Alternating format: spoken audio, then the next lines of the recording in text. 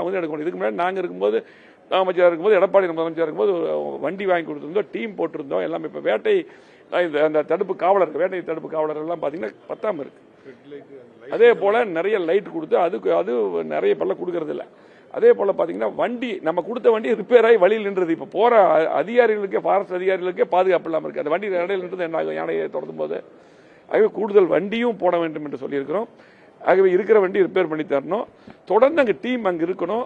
அதே போல் சம்பந்தப்பட்ட அன்னைக்கு ஒரு யானையை அப்புறப்படுத்துன்னு சொல்லிட்டு வந்திருக்காங்க. இதுவரை அந்த நடவடிக்கை எடுத்து மாற்றில உடனடியாக அதையும் கண்டிப்பாக செய்ய வேண்டும். குறிப்பாக தடுப்பு வேலி உடனடியாக அரசாங்கம் அதுக்கு தலையிட்டு உடனடியாக அது அமைக்க வேண்டும் என்று கோரிக்கை கொடுத்துருக்கோம். அதே போல் கோவை மாவட்டம் இதுக்கு முன்னாடி நாங்கள் எல்லா சட்டமன்ற உறுப்பினர் தான் இங்கே பார்த்துருந்தோம். அதிகமான நம்ம நிதி ஒதுக்கி நம்ம தந்த பாலங்கள், வெஸ்டர்ன் பைபாஸ் நிறைய நம்முடைய முன்னாள் முதலமைச்சர் எதிர்க்கட்சி எடப்பாடியாக இருக்கும்போது, நாங்கள் எல்லாம் அமைச்சராக இருக்கும்போது அதிகமான நிதி ஒதுக்கணும். அந்த வேலைகள்லாம் முடியாமல் இருக்குது. வேகமாக அந்த வேலைகள் முடிக்க வேணும். அதே போல் நாங்கள் இருக்கும்போது விட்ட டெண்டருக்கு நிறைய சாலைகள் டேமேஜ் ஆகிருக்கு. பைப்லைன் தோண்டும் போது, யூஜிடி தோண்டும் போதெல்லாம் அதெல்லாம் பார்த்தீங்கன்னா ரத்து பண்ணிட்டாங்க.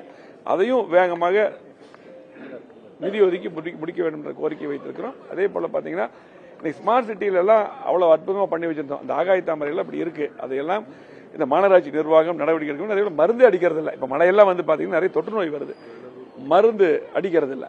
அதையெல்லாம் உடனடியாக மருந்து அடிக்கணும், ஆகாய தாமரை எடுக்க வேண்டும். அதே போல் பார்த்தீங்கன்னா இன்றைக்கு வெள்ளூர் குப்பை கிடங்குல நம்ம இருக்கும்போது மருந்து அடித்து இந்த நாற்றம், அதாவது அந்த எல்லா பக்கம் பார்த்தீங்கன்னா துர்நாற்றம் வீசுது, நோய் அதிகமாக பரவுது. 15 கிலோமீட்டருக்கு இன்றைக்கி அந்த ஸ்மெல் வருது. அதையும் உடனடியாக தடுக்கப்பட வேண்டும் என்ற அந்த கோரிக்கையை வச்சோம். அதே போல் வெள்ளூர் குப்பை கிடங்குல இப்போ கோவை மாவட்டத்தில் இருக்கக்கூடிய அந்த குப்பையெல்லாம் வந்துருக்குது. இப்போ பார்த்தீங்கன்னா திருப்பூர் இருக்குது. திருப்பூரில் அங்கே இருக்க கிடங்கு இருக்குது. அங்கே நம்ம இடம் பிடிச்சி பண்ணணும்.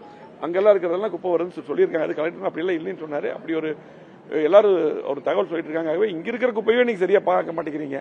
அதை உடனே சரி பண்ணுங்க. அதே போல் அங்கங்கே அந்த பகுதியில், திருப்பூர் பகுதியில் அங்கே நீங்கள் தனியாக குப்பை கிடங்கு ஏற்பாடு பண்ணி அங்கே இருக்குது. அது தகுந்த மாதிரி அந்த குப்பைகள் அங்கே போட வேண்டும் என்று கேட்டுக்கொண்டு, அதே போல் கோவை மாவட்டத்தை பொறுத்தளவுக்கு இப்போ எந்த வேலை நடக்கிறது ஆனால் மாநகராட்சியில் வரி மேல் வரி போட்டிருக்காங்க.